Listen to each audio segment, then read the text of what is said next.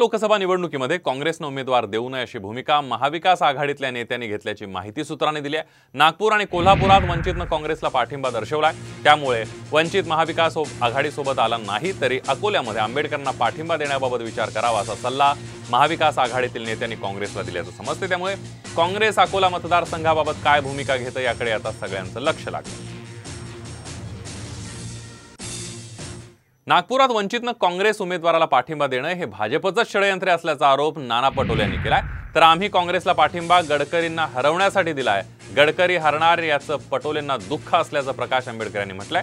तसंच पटोलेंच्या वक्तव्यावरून त्यांचे भाजपसोबतचे छुपे संबंध समोर आल्याचंही आंबेडकर यांनी म्हटलंय। दरम्यान वंचितला महाविकास आघाडीमध्ये घेऊ नये यासाठी पटोलेंनी प्रयत्न केल्याचा आरोपही प्रकाश आंबेडकरांनी केलाय।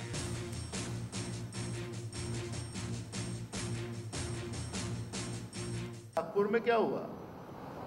फडणवीस और गडकरी का झगड़ा सामने आ गया, या ऊपर के आका लोगों का आदेश होगा? नागपुर के उम्मीदवार को वंचित ने सपोर्ट देना, वो किस आधार पे दिया उसका भी जवाब देना पड़ेगा।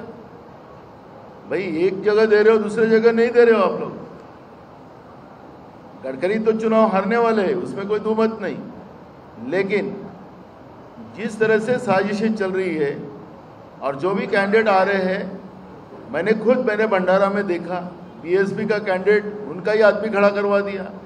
नाना पटोले यांना काँग्रेसचा उमेदवार जिंकणार याच्याबद्दल प्रचंड दुःख झालं। नाना पटोले आणि भारतीय जनता पक्षामधल्या काही नेत्यांबरोबरचे त्यांचे असणारे संबंध यातून खुले झाले। भंडारा गोंदिया कॉन्स्टिट्युएन्सी लढा म्हणून सांगितल्यानंतर मला लढता येत नाही असा जो सांगितला, विड्रॉ केला उमेदवारी जाहीर झाल्यानंतर सुद्धा त्याचं खरं कारण आज आपल्याला कळतंय की त्यांना बीजेपीच्या विरोधात लढायचं नाही।